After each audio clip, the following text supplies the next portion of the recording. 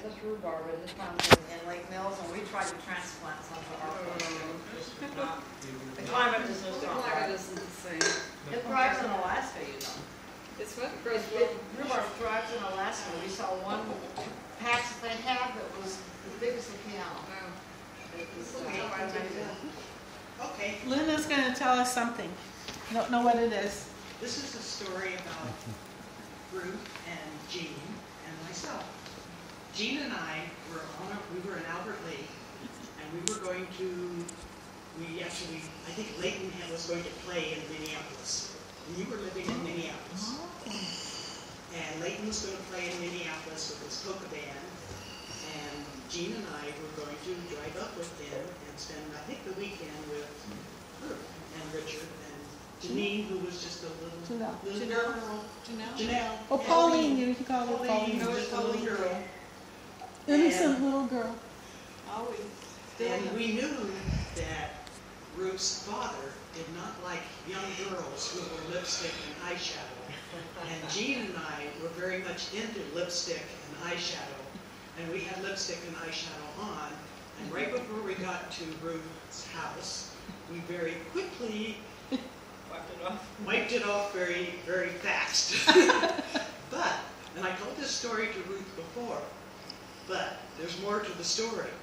I didn't hear the rest. The rest of the story is that Jean and Ruth and I went out somewhere, and I don't remember where, and Ruth was the first one to put lipstick on. It's because I never was allowed to. The only time we went to Hawaii, and my dad, who disapproved of all dancing, loved the hula. And we had to learn how to do the hula. He even So let we us should learn do the the hula. hula. Yeah, I learned how to do the hula over there. Yeah. Yeah, so We're going. he was growing up all the time. What do you want to say? I was going to tell about going to Bali's house because I always enjoyed going there and looking at, well, the spinning wheel was always in the corner, and I always was intrigued by that. And the first time I saw a full show in color in my whole life on TV was at her house. It was Wizard of Oz, and I was so amazed. And I think the dog's name was Spot, wasn't it? No, Toto. No, Toto. No, there's Toto. Spot. no, Toto. not in that, but Oh. the ones that Bert had was Oh, Spot, Yeah. their dog. And Roger and Lowell, of course, Lowell always was talking about his first wife that he had robbed the cradle, and she was about the same age I was, or am, and that I was such a baby, because I was so much younger than everybody else. And they would always tell me that watch was saying something. Did you catch that, Pauline? Did you catch that? And I'd say, no, I didn't get it, you know. I was so gullible. I always thought that dog talked. Anyway, and then I had, I think, the very first permanent in my hair done at that house. And I sat for hours with that perm stuff on, I think. I don't know.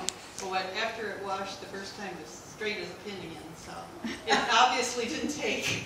I have to have it professionally curled for I have straight hair and flat and flat. So. Brian, did you ever see their house in Albert Lea? It had this big elm tree? What is it? I don't remember the tree. The big tree. What's the one that has the Willow? Weeping willow? willow. The big willow. weeping willow. And we used to hide in there in the front yard and play in there. And then in the backyard they had this big tree that we would climb. And your grandma had the most beautiful dishes I'd ever seen. They were all different colors. Oh, she did ceramics. No, these were They're- now you can buy them. They're- Oh, Fiesta? Huh? Of a Fiesta? Yes, Fiesta. I don't know. They're, she they're, might have they're, gotten they're them in in those sort of Mexico. bright colors. yeah, but I She might have remember gotten in Mexico. her doing pottery with my mom. The two. Yeah, I got to do pottery some of it. together. I still have some of the. We have some of the pottery. But Grandpa Henry blocks for us to play with when we came to his house. Yeah. And of course all the little cabin and the wishing well thing. And then we would go to the park and go on the merry-go-round forever, and he would run around. Grandpa? Grandpa did. Oh, pushing us. And yeah, and I'd be flying, going on that, and you'd at least let me hold on, tight. But I remember that just like it were yesterday. I can see us, and I don't know if I knew all the cousins that well, but I did know Roger and Jeannie and Lowell probably because we went down there all the time because Grandma and Grandpa lived there. And it was on the way to Mankato where we would walk from Grandma's house to your house, your Grandma's house, and we had to cross over a railroad track, and it was pretty scary and a long trip. It was probably about 4 blocks. I don't know. No, it's more than 4 blocks. Yeah. Because you have to go over the. Well, we always would go over there, and we always were welcome. And Jean was my favorite cousin of all time. Until I met Kristen. but Jeannie, I always idolized Jeannie. I think. Yeah. That's what she was so beautiful. And she was so beautiful. One day, Jeannie and I were playing doctor. Uh-oh. Yeah, on the porch. And I think we were putting beads in each other's belly button. That's how I was playing doctor. And Lowell and Roger and my brother were peeking through the screen. And we screamed at them, "Get away, get away!" Oh my goodness. But here, Roger and my brother were friends. You remember going down the street from Grandma's, there was a nice store that had penny candy? I remember that. I remember going down there with you. And I'd never had that kind of lifestyle before. It was so cool to be able to, we could run around while our parents were visiting. And There's always something neat going on at Wally's house. What was the name of the lake? Because we went Beverly. Beverly Lake. Beverly Lake. And I also went to live with Grandma for, I don't know how my parents did this, because I was 10, so look at how old she would have been. At 10, she would have been 80. She was 70 when I was born. No, I went back there though. If she died at 98, right? Yeah. I was 21 when she died. 20 when she died. So 10 years earlier than that would make her 88. So at 88, my parents left me for like 10 days with her. And I went to pigtail class at the YMCA. Pigtail class. And I, of course, taught them all about Hawaii because nobody had been to Hawaii. And we had just moved back from Hawaii. So I had to teach her the hula. And then I learned how to be a lady and get in and out of a car properly without, thing. And I learned how to knit and crochet. And I fell in love with some stalker or a guy at the Piggly Wiggly. If you remember the Piggly Wiggly. Oh, yeah. I had to go over there a couple times a day because it was just through right over there and I don't know how I got to the YMCA. I must have had a friend, Margaret, but I don't remember her last name or anything about her other than I think her name was Margaret or Peggy or maybe both. But anyway, I spent that whole time with her, and during the time I was there, I thought that my hair needed to have some shine. So I took a whole jar of Vaseline and put it on my hair. And then I asked Grandma, what should I do? He said, wash it, wash it, wash it, wash it, wash it. So, but I can't fathom because at my age right now, just watching an 8 and a 3-year-old, even I love it, but I can't imagine having them by myself because she had me by myself for 10 days, or maybe it was 14, I don't know, it's long. We went to the Y during the day. Yeah, but, and then how about the toaster? that Oh folded yeah, in the and came toaster. out? And then every time we went there, I remember the special thing was that she had one of those, I don't know what Yeah, is this called, where you see the two- stereoscope, and you could, yeah, you could pull out she had a collection of those cards. You'd find them in antique stores now, where it made it into stereo, and you put it in there, and you could look in there, and it was like a 3D.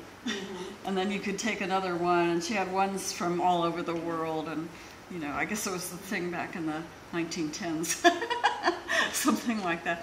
Well, I remember at you know, when I was probably around 6 or so, and we had moved from Philadelphia when I was 4 to Louisville, Kentucky, and that's where I learned mostly to talk at that time, and went up to visit my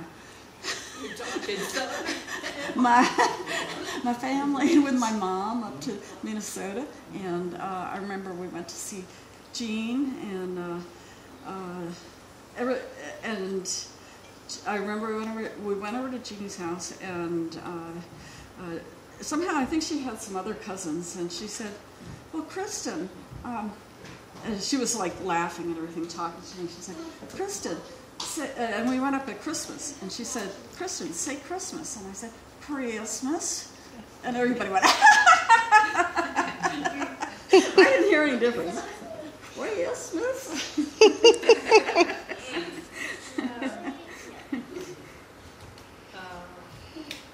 I remember when we all piled out. Somebody drove, and we were going down somewhere. It was we were going down to Winnebago, and I guess it was Chuck was driving or something like that. Anyway, there were no seatbelts or anything.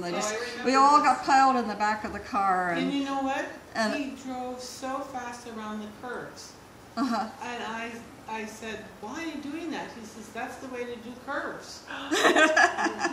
Yeah, we're all piled in there with no seatbelts, and it was so much all fun. the cousins were in And there, then he'd and speed up around the curve. Yeah. it was I do that all the time now. It was at the 50th anniversary. We went someplace to have ice cream, and Yeah. everybody was in Yeah. that wooden wagon, Like station A&W or wagon something thing, like that. with a wooden cart. Yeah. And a bee came in, and everybody was screaming but me. And who did it sting? Me on the knee. Yeah. Yep. Well, Janelle and I, and of course Jimmy, who you know is a little younger.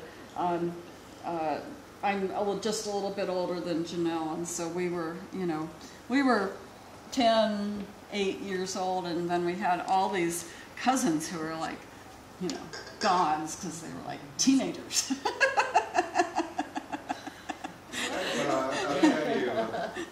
I'll tell you one of my memories of being corrupted. I was one of my first corruptions was by Lowell. Uh-oh.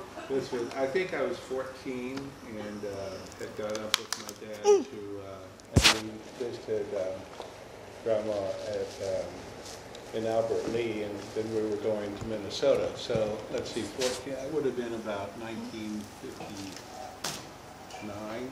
I may have been 13, 58. I think it was around 1958. Maybe I was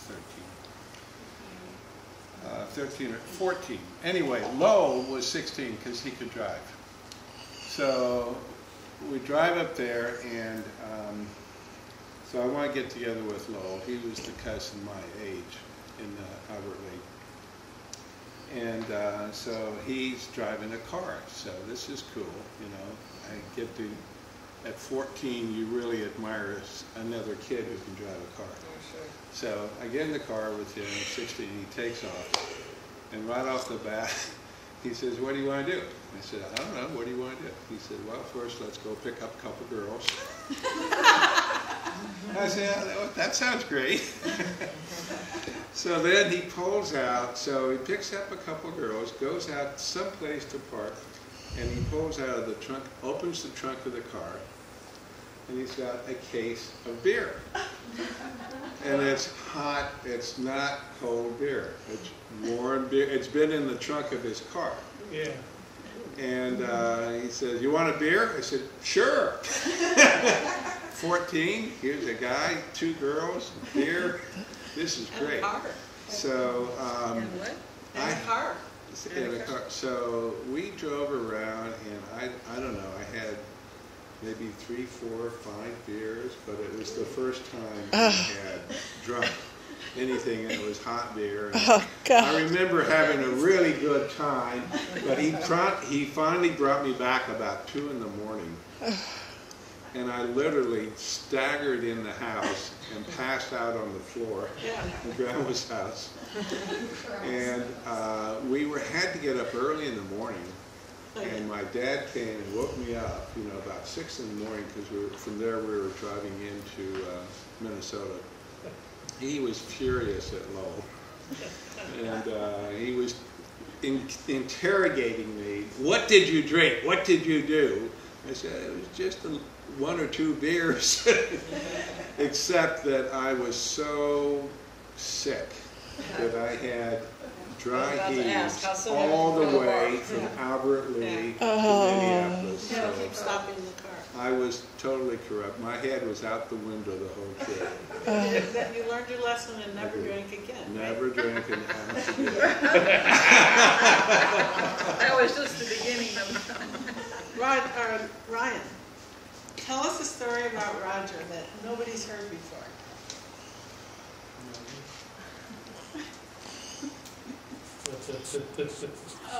What did he tell you about his life? Well, I'd like to hear stories. Well, Roger and my brother were really good friends. Whenever we were there. I don't know what they did, because I was with Gene all the time. And I didn't have anybody. Except me. Well, I don't know if you were there all the time that we went down. not so much as you. But I remember one thing, they put you on the train or me on the train, or the two of us on the train? I know, I have that picture of the two of us with our little suitcases standing on the train platform, and I don't know where we were going, because it looks like we were going somewhere together. Yeah. And I don't know where we went. Maybe, I don't know. I don't know Maybe where we went but together, maybe it I'm was pretty one sure of they us, put but I us think on we the both train. have a suitcase, so Yeah. it's like, maybe they sent us to Minneapolis, I don't know. You were in charge, I'm sure. Probably. You were the boss. Now listen to Chris. In the summer of '57, my dad told me to go in and ask my grandfather, Henry, for his car. Because they didn't want him to drive anymore. Oh. So I did. I asked him for his car, and I started driving it down to my uncle's farm. They were afraid the car was too old, and he didn't know how, and he might get in an accident. What I didn't know was the car didn't have any brakes. Oh my gosh. And I nearly ran into a gas truck on the way down because I couldn't stop. And I was downshifting like crazy. Oh. Whose car? Krampus. Hanson's. How did you do it? How did he do How what? did you stop? Drive down hills. I didn't drive down hills. There I aren't was hills in downshifting Minnesota, because remember? I didn't have any brakes. Right. And so how did you not hit the? I slowed down enough that the truck got past me. Oh. And I went across the road, but I couldn't stop. I remember that car too, though. Yeah, You well, still have it.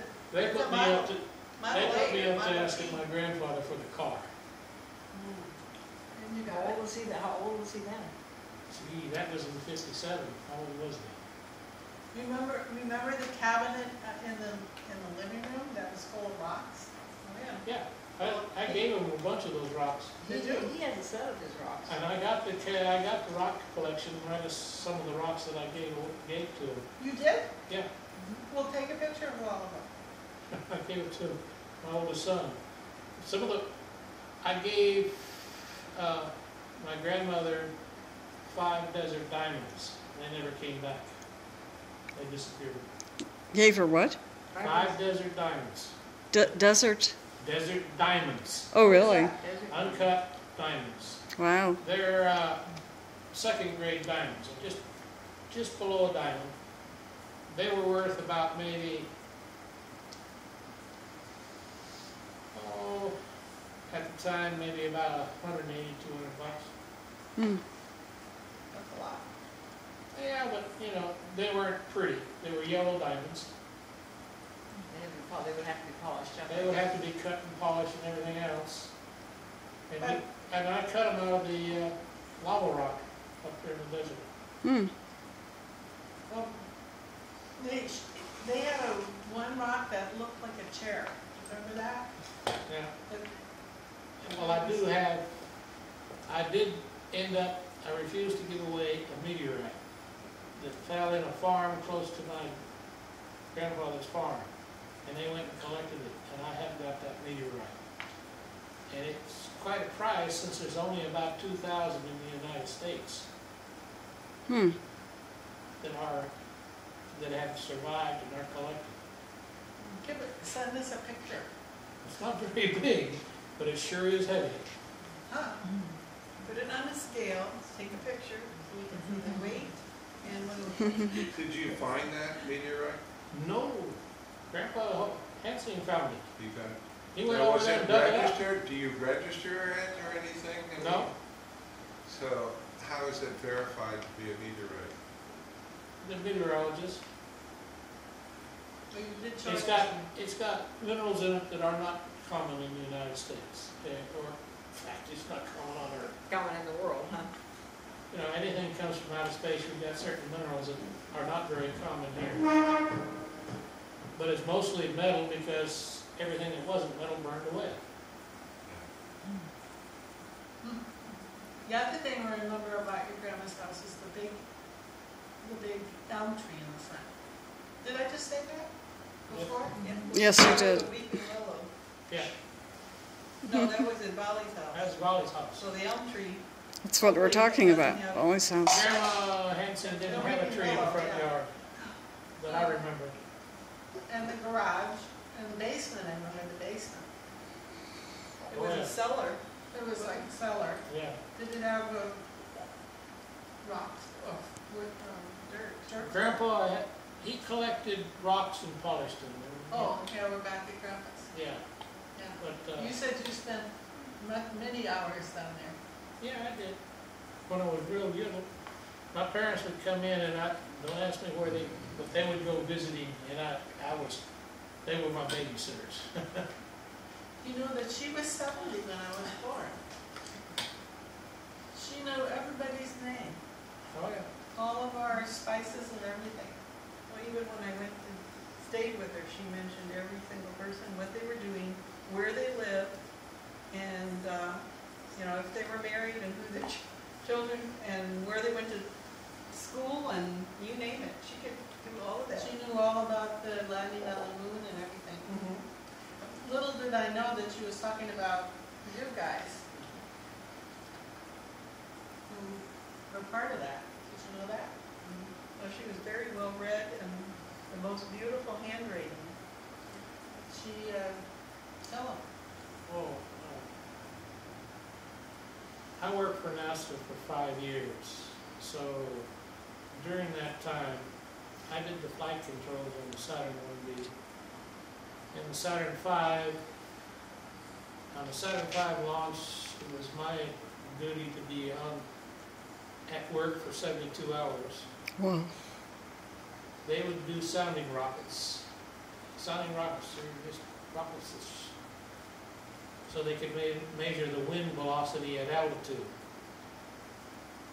This was telemetered back to Huntsville, Alabama, where I work, and I would put this on a simulator and fly the rocket. You got to understand that the Saturn V was 383 feet long. Wow. It was really a tall vehicle, and it wiggled like a wet noodle. So it could tumble if the wind shear was too high. Now, by wind Can you shear, take this? I need to I start mean that cracking. the wind would blow this way at one altitude, and it would blow this way at another altitude. So it not just like wind, it's like you're getting a sudden gust from various directions. So I would fly the vehicle on the computer, and if it would tumble, I would tell them that it tumbled. But if it didn't tumble, I would get data as late as possible at T-15 to launch. And then I was the one that had to call down to Cape Canaveral and say it was a go. Can you believe that? This is our relative.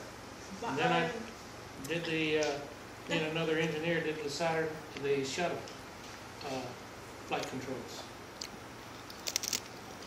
You were actually at Cape Canaveral. Oh yeah. Yeah. When I went to work for Lockheed, I was at Cape Canaveral. I was the task force chairman then of the first Poseidon missile launch.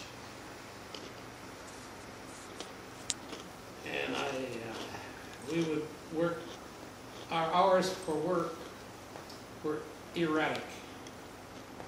I remember one time we was working and we're in the blockhouse, can't see anything outside. We looked at the clock. Oh, it's 9 o'clock, let's go get breakfast. Walked outside, it's totally dark. On second thought, let's go get supper. And so I got called out at all hours. All I remember about you is you were always taking everything apart. All the time. Oh, there's Harold's boys, they're taking apart the radios. So, of course, my boys did that too. Yeah, I was going to say that runs in the family. I think so. Because I always heard that, Grandma's brother went to school, and she says electronics, but he did get a college degree. He managed an electrical plant, I think. But then I always heard about Harold, that Harold was always trying to play with electricity. And I used to tell, and I have a son, Nick, my younger son, who from the time he was really little would just take absolutely everything apart. And he was just like that, and I would tell him that, actually what I heard was that Grandma's brother died somehow in one of his electrical experiments. And anyway, I always tell my son, Nick, yeah, I'd always tell him now, be really careful. Yeah, right.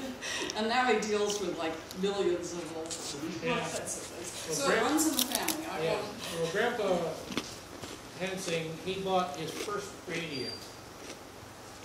And one day when he came home, Harold had taken the radio apart and there was nothing but parts laying on the floor. I mean, nothing but parts. Everything was on the floor. Did you know how to put it back together? Well, Grandpa pitched a fit, and Harold put it back together, and it worked. Wow. Well, I'll tell a story about my brother Richard. And he spent 20 years career in the Navy. And he never told me this story until maybe he was 60 years old when I went to visit him in Ridgecrest. And out of the blue, could you hand him the microphone? Because I wanted to tell him the story that he had a life with some conflicts with my father because he was the only child in our family that didn't go to college. And I think he was a bit self-conscious about that. Is this on? If you talk, have it a little closer to your mouth. So, it's a unidirectional. Hello? Okay. So, thank you. If you recall what happened in October in 1962, is the Cuban Missile Crisis. And so I had just happened to go, my father had an office in our basement, and I was looking for him for something. In 1962, I was 16, 17 years old. And I went down to the basement, I saw him sitting on his desk, and he was just completely sobbing. And it was one of the only times that I ever saw him completely crying. I mean, he was inconsolable. And I said, Dad, what's wrong? And he said, he couldn't speak. He just said, it's Richard. He could be killed. And and he couldn't talk about it. Well, because of the kinds of difficulty they had, and it had been years since I had seen Richard, but I finally went out to see him, and I wanted to tell him the story that his dad really loved him very deeply, because I think he may have thought that he did it.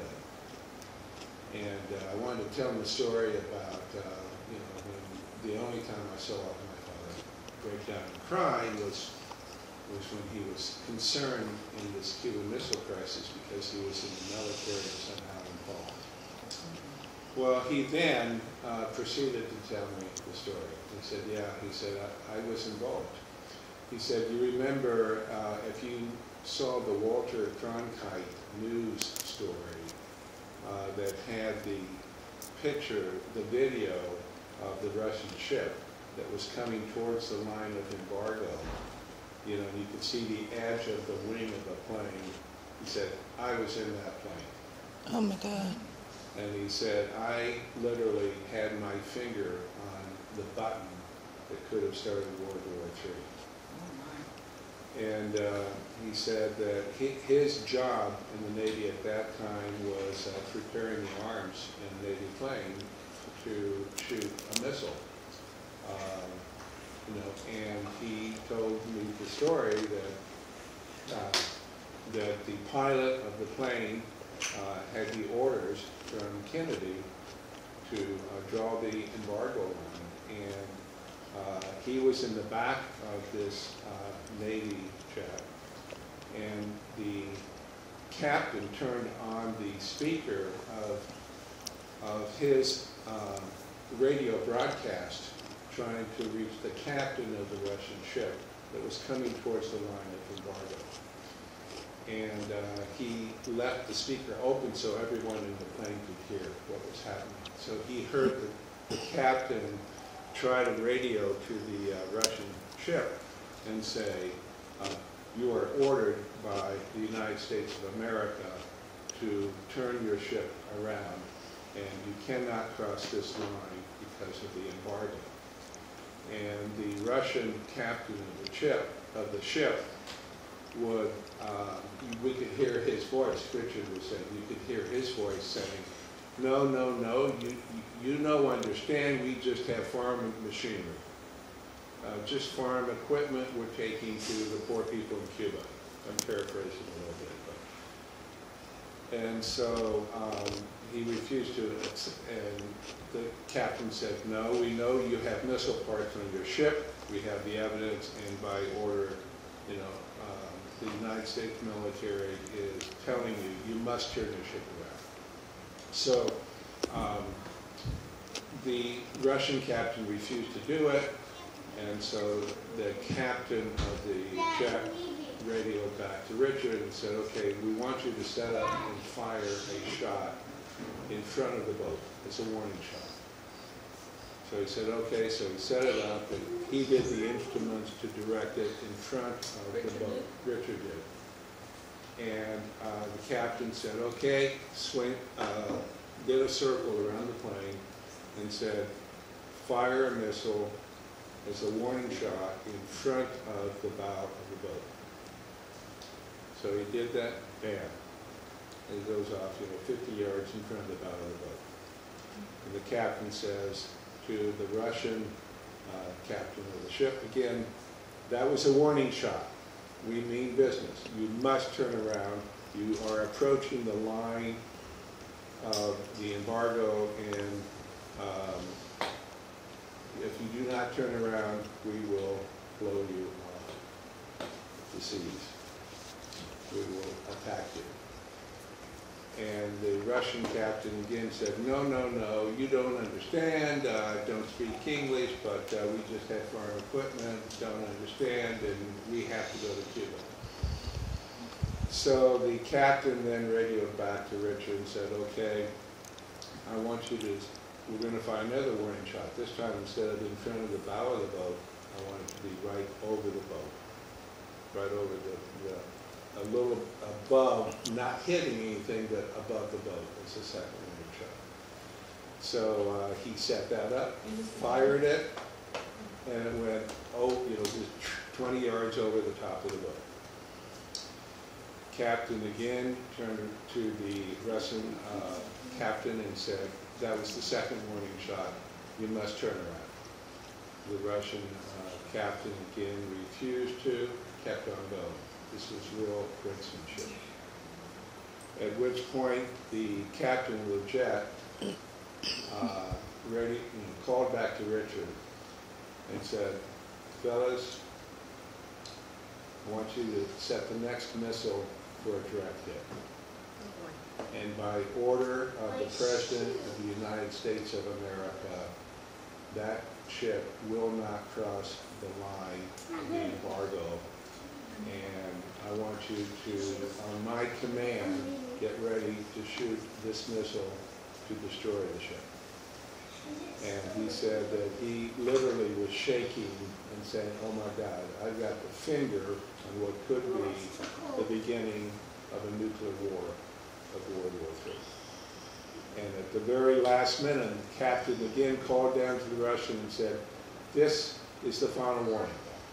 We have targeted our missile for a direct hit on your plane, and we are ready to fire. If you do not immediately turn around, we will destroy your ship. At which point, as the plane came around, the Russian captain immediately said in perfectly clear English, okay, we're turning around. Don't fire. It's over. Wow. And so I think that, that was obviously secured information because it was not known that they fired warning shots. I don't believe. And I think that it's just like CIA or anything else. I mean, they were sworn to, you cannot talk about this to anybody. And I think that for 40 years, he refused to He's talk probably about just, it. he's But probably just going to the bathroom, Liz. He was quiet anyway probably just about going to these the things, bathroom. but he refused to talk about Do it. you want me to push you there where he is? What? Do you want me to push you where he is? So I think that was a pretty fascinating story about our brother Richard. Yeah, thank you. Well, Tell him about I was worried that the world was coming to an end and I had never had sex. That's just it, we That follow went through my head. What, honey? I thought that I'd never had sex because I was going to die. Getting too close now. So I did my best. Right out of the street.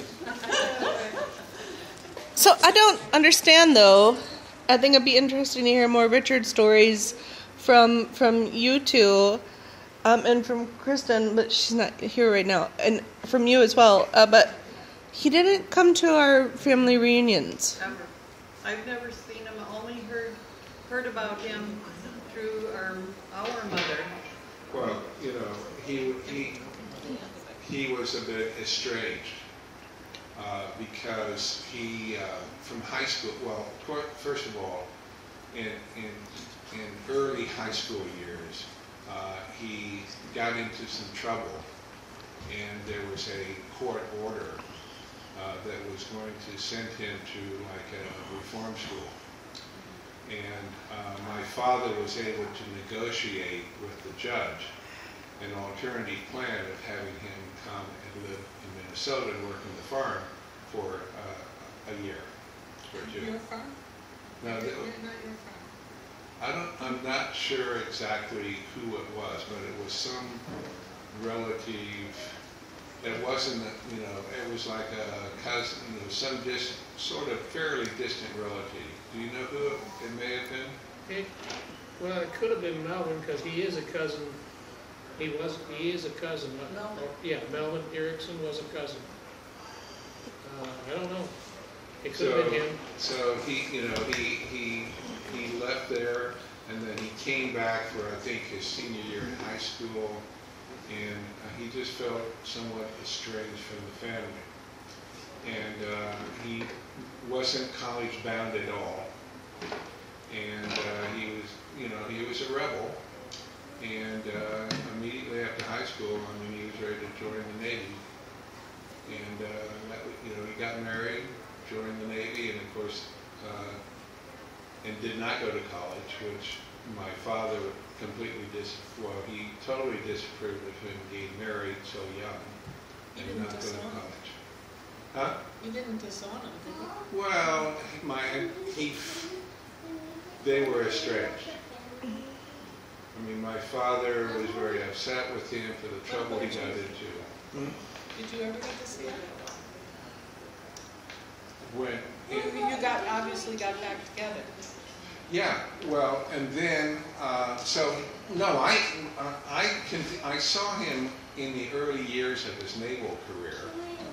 Yeah, and But Dad's always been close then with there Carol. was a period of about, well, I think when his first child, Kenny, got married, he invited the family to the wedding, but we were like all in college and didn't have money and didn't go, and I think he felt rebuffed by that.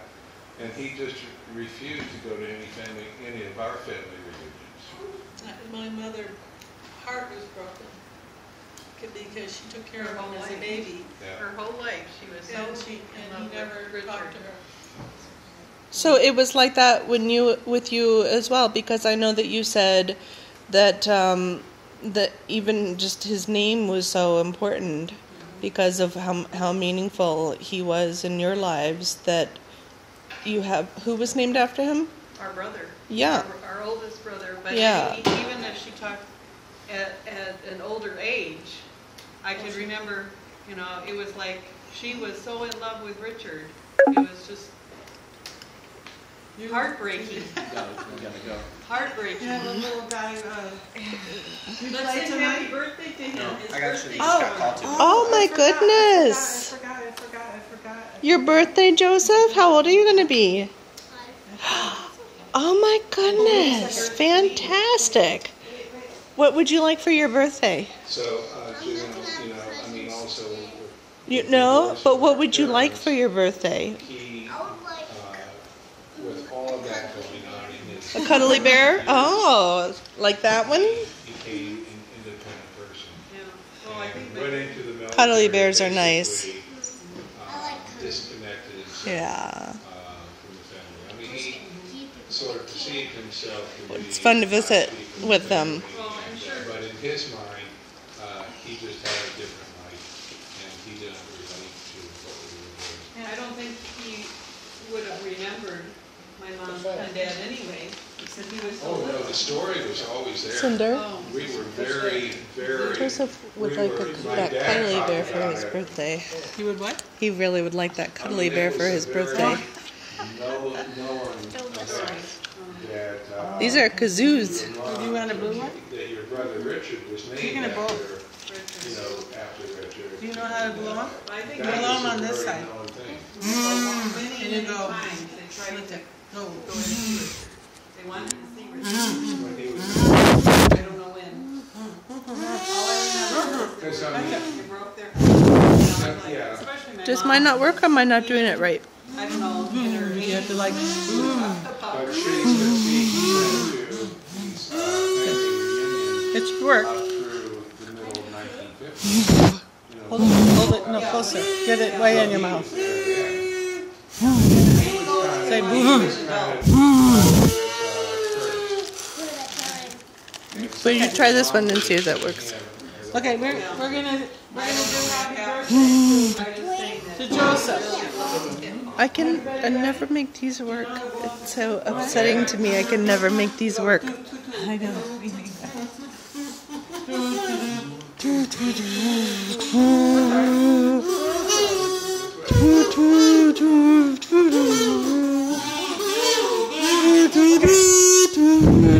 Okay, we're ready.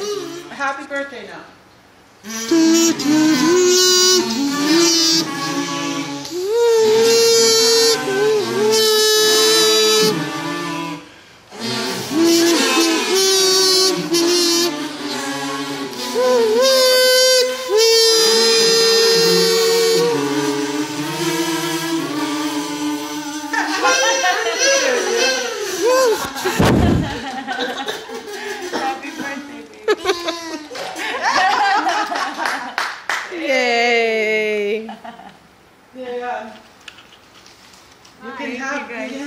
What if I give you for a present? The bear has to stay here.